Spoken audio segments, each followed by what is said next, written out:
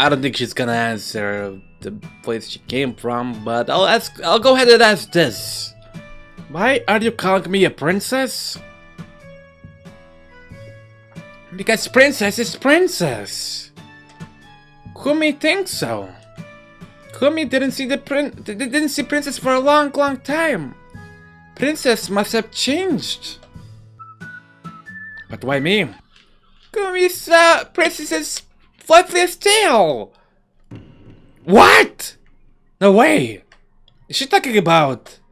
When Kumi woke up, she went to live in the human world. It was difficult. Things have changed a lot, but Kumi likes it. There is a TV now. Kumi saw princess on TV. White fur, graceful long hairs, and a tail more beautiful than anything Kumi had ever seen. After that, Kumi immediately knew what she had to do. Just as princess had promised. Oh no. Did they put me on TV? No. What? What the hell? What is this living fur color talking about? Cosplaying? June? June, this may be important for sorting out your problems. What is she talking about? Oh no, it's just gonna get me with more problems. Ren is looking at me carefully. Well, the thing is, after all, I know Ren's secret. I think she deserves to know mine. Breathe in, breathe out. I've been posting videos of furry fans, starring myself! What? Hello? Yes, now I know why it's a terrible thing to do. Why is furry fans broadcasting on regular TVs? But back then, I didn't know Kitsune existed. I thought all the negativity was just prejudice. I mean, I thought there was nothing wrong with wearing tails. I mean, here's a dead tail, and I thought I wasn't doing any harm. I mean, they're so fluffy and cute. Maybe my content was a little bit indecent sometimes. But people liked it. They liked me. People gave me lots of nasty comments, but other people admired me. They told me I was beautiful. I felt like I was loved, needed. When I moved to the big city from my hometown, I didn't have any friends. No one cared about me. No one gave a damn, so I thought nobody would find out. Besides, I hardly had any money. I found some office job, but it didn't pay much, and I wanted to save up for college. I thought furry fans would solve all my problems. And then one of my colleagues found out about my profile. At first, I didn't understand what was going on. All the chuckles behind my back, the odd looks, all the conversations that stopped when I entered the room. And then I got called to the management. Even though I was doing my job well, and my KPIs were high, I was told that my moral character was not suitable for the company. They said I was disturbing the work environment. I got fired. And the people who bullied me, they probably still spent their time at the water cooler, discussing new hot videos during their working hours. I got unlucky enough so that my story hits the press. But I didn't know it would go this far. I was put on TV. How embarrassing! I'll never wash away the shame! Oh. I can't go back to that civilized world now, ever! Oh. So those ears and tail were just a costume. Plastic love achievement. Wow, Yasunori! That's Daddy? Of course it was a costume! Don't you think I grow a real tail at full moons? Princess's tail. It's not real? I hope not. Otherwise I would have had to rip off 2 whole tails. Princess, it's not real? Well, that's good news. Good news? What do you mean? Well, if you had Kitsune in your lineage, it would be a very serious matter. But as it is, you're just an average fluffy tail fan. Or should I say, a sophisticated fluffy tail enjoyer. Oh my god, that's me. Don't say that! That sounds so loud! I mean, you were in your birthday suit while you were doing those things. My golly. Lewd. Well, you're the expert, so just have to agree. You said exactly like those nasty colleagues! Okay, I'll stop there. Sorry. And aren't you going to try to kick me out of the town or something? No. Why would I? Only disapprove of the problematic interest in Kitsune. All the girls in cute undies, however, will always be considered allies to this town. Now that you're on the straight and narrow, you could, well, let's say, reconsider your specialization. Ah! What do you think about it? Fake tail. Not real. Alright, I'll go ahead and ask, since I have the option to do it. Where did you even come from? It's a long story, but Kumi can tell it. It would be better for Kumi to start quickly, otherwise Ren will lose her patience and Kumi will lose her tail. Ren! Kumi will tell you everything. So, a very long time ago, there was no town here, but there was a village. There was a family in the village, rich and numerous, whom everyone loved and revered, as they were virtuous. They helped people a lot, but not just people, spirits too. Those people were friends of Inari family. Inari were Kumi, and lots of Kumi's sisters. Kumi misses her sisters very much. That can't be. Are you saying that the Fukuyama were allied with the foxes? Fukuyama? Kumi knows Fukuyama. But now, she's talking about Yasunori. Fukuyama are traitors. She got many of Kumi's sisters killed. Aww. The princess too. What are you saying, you demon spawn? Ren! Let her finish! You agreed to talk with her, didn't you? I've heard enough! The fox keeps blatantly lying and slandering my family. Kumi is telling the truth. Kumi treasures her tail. Alright, keep spinning your fairy tale.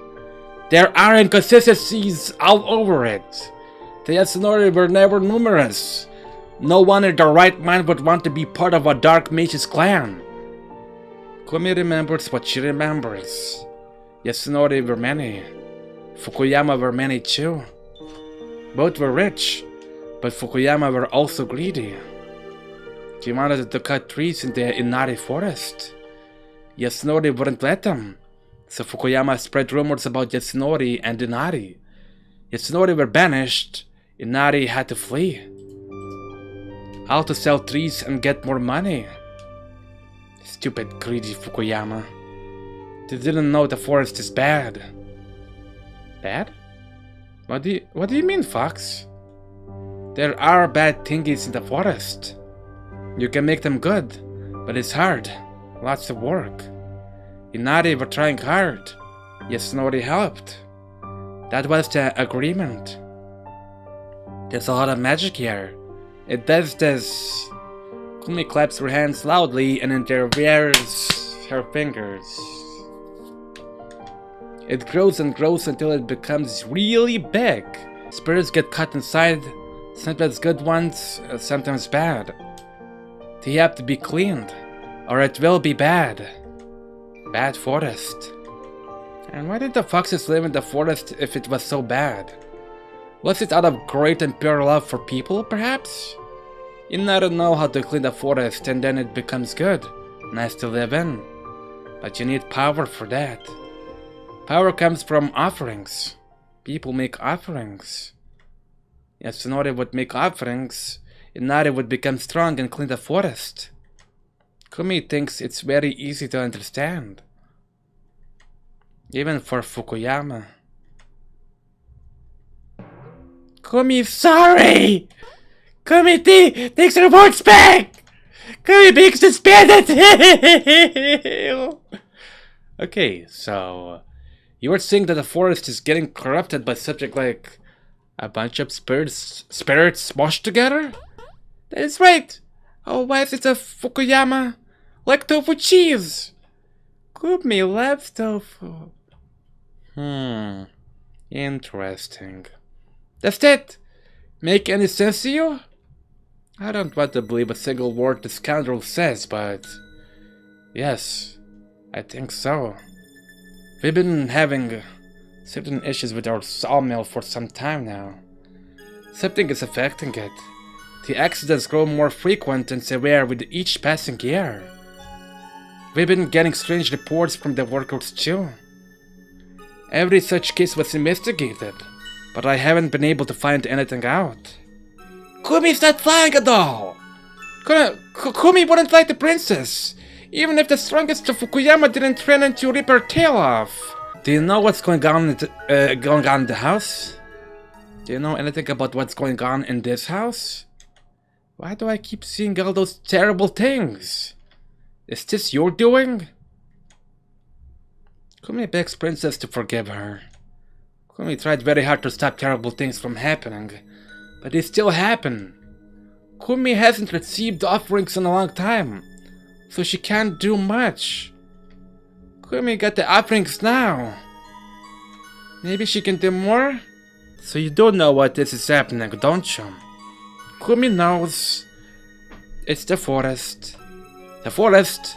What are you talking about? What does the forest have to do with what's going on in this house? The forest used to be here. The house is in the forest. It seems like the forest is no more, but it is still here. The forest is very dirty and angry now because it hasn't been cleaned for a long time. Lots of spirits. This is a special place, so the spirits go here.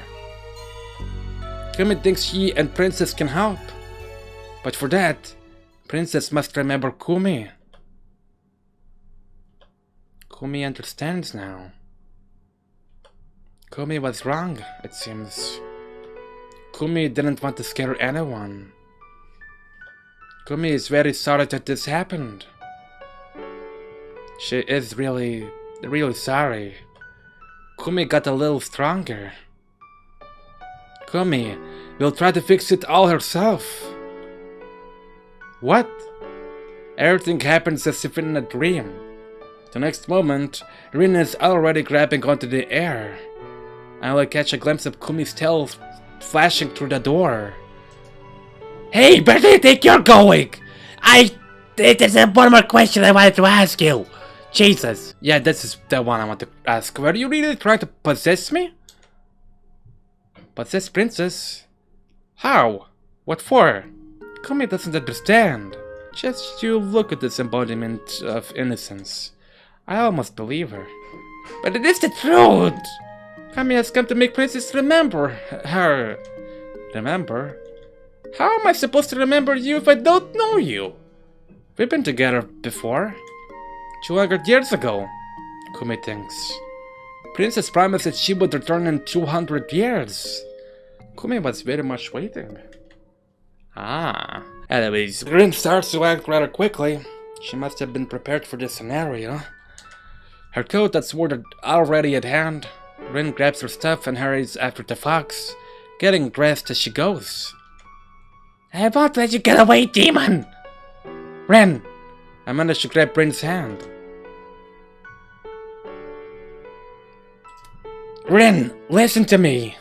Enough! Leave her alone. No, you listen to me!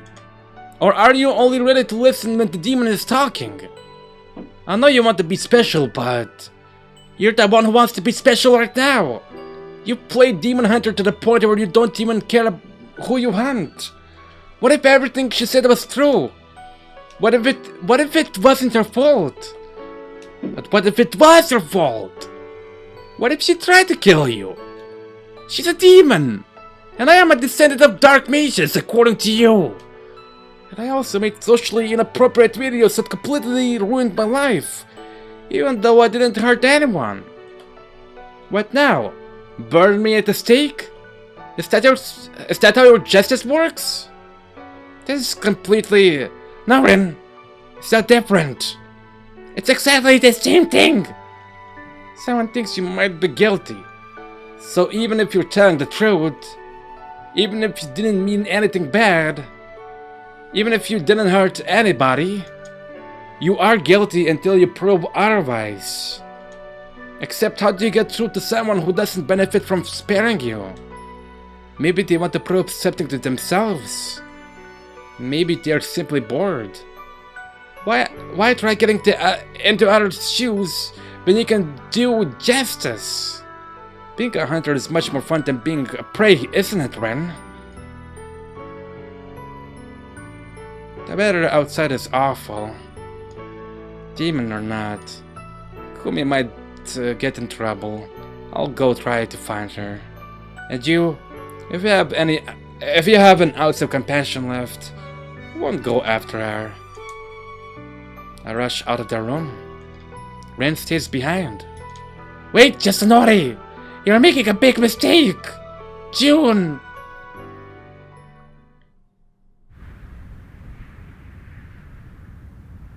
A chain of footprints stretches from my house, and with every passing moment it gets more and more covered with snow.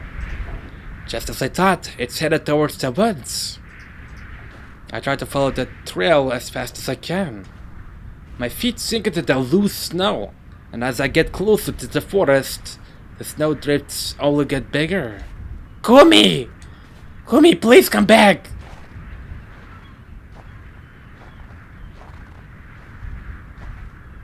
The forest is a huge mass of blackness buried in snow.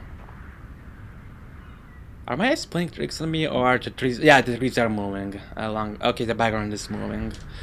The beam of my flashlight can't fully dispel the shadows, only part them slightly. In all my time here, I haven't been in the forest even once, especially at night, in a heavy snowfall like that. What am I doing? The wind is howling in my ears, and large snowflakes are covering my face with stings. The footprints wind between the trees, and I seem to be seeing less of them. Kumi! I won't hurt you! Why does Kumi leave footprints in the first place? Isn't she a disembodied spirit? I realize now I should have dressed warmer. Every exposed patch of my skin is throbbing with prickly pain. The snowflakes have long since stopped melting on my eyelashes. I'm freezing. Maybe Rin was right. Maybe Kumi really is just a demon trying to lure me into an ice trap. Well, she did it. I don't see any more footprints. I now have to turn back, but I can barely move my legs that grew cold and stiff. The snow drifts on either side of the narrow path between the trees are almost my height. I think one more gust of icy wind will be enough to knock me flat into one of those. The tall forest shadows close over my head. Kumi!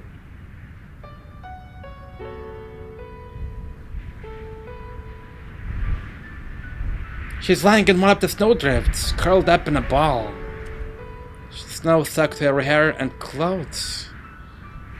Frozen tears on her pale, face glistened into eccentric light, electric light. Princess. Kumi's eyes close. No! Kumi! Don't fall asleep! Please don't fall asleep! With the last of my strength, I rushed to her, shoveling the snow. Kumi's body seems too heavy. I tried to lift her several times, but I only fall into the snow along with her. All I can do is hold Kumi close and feel her body growing colder. Kumi. I know I shouldn't cry, but the tears still roll down my face, burning my frozen cheeks.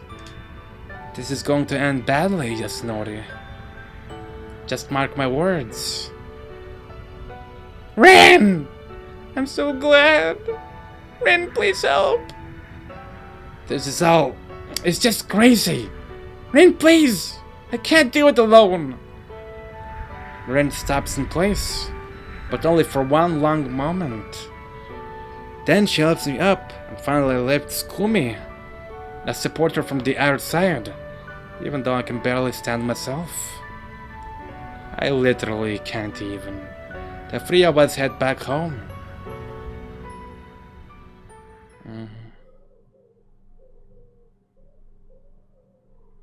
Here. And don't you dare say it's not good. I cut out these vegetables myself with these very fine hands. Kumi would never say that. However, Kumi will say it's a little too salty. And by a little, Kumi means a lot. You grateful beast! Kumi's an honest Kitsune! How come Kumi always suffers for the truth? What do you know about suffering? Do you have any idea what it takes to chop onions? Kumi reminds you that compassion is a virtue! Although Rin and Kumi argue whenever they have a chance, I think they get along. Maybe. Our adventure in the woods had some nasty consequences. I was sick for a week afterwards, and Kumi just grew weaker. When I found her freezing in the snow, I was terribly afraid I hadn't made it in time, but after all, she is a Kitsune.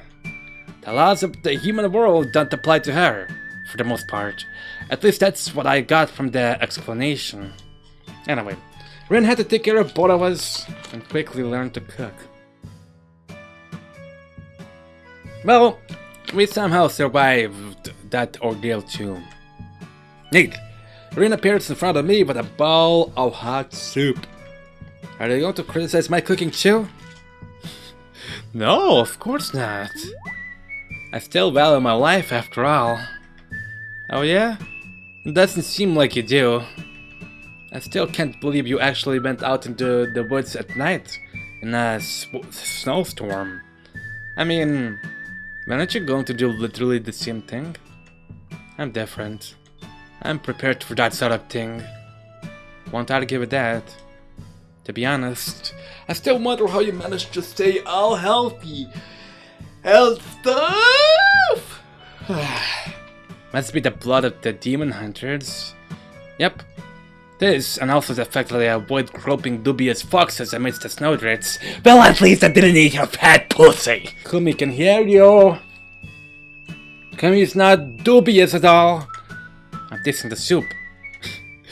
Sweet and salty, and it has too much onion, but for some reason it still tastes great to me. Thank you, Rin. It's nothing. I only spent half a day of my life in the kitchen to make it. It's not just a soup. If it wasn't for you, I don't think we would have made it out of the woods. You don't say! Rin seems to take my words for granted, but I noticed her cheeks had turned pink. I still have no idea how you found that fluffy dum-dum at all. Was it the smell or something? Kumi smells great! Like nothing. You're just smell blind. Kumi can smell the whole bag of onions that Rin has put in the soup. Okay, that's it! June, I officially refuse to cook for your pet hat until she apologizes. Kumi immediately apologizes for her excessive frankness. Well, to be fair, Ren, you started it. I was just pointing out the facts! Now I'm more interested if you really had to find her in the first place, and not how you actually managed to do it. Well, there were footprints near the house. I simply followed them. They got sparse in the woods, but... Footprints? I only saw yours. What was it been said about being blind? Well, I can hear you, Joe! Kumi's not saying anything. Kumi's sleeping. So, you found no trails but mine? That's weird. Could it be that Kumi's tracks were covered in snow already? There was a big snowstorm after all. Okay, there's a more puzzling question. Why did you even go into the forest during a snowstorm? Ren tried to rip Kumi's tail off! And also, Kumi needs to fix the forest. You still haven't given up on your idea, have you? Why go far? Let me just shove you into the freezer. I expect the results to be pretty much the same. Kumi doesn't want to go into the freezer! Although the freezer holds chicken. No! Kumi will think about the chicken later! Right now, Kumi has to think about the spirits in the woods! When Kumi was there, she felt strong darkness. And we're gonna talk about it in the next episode, I think. That's enough for now.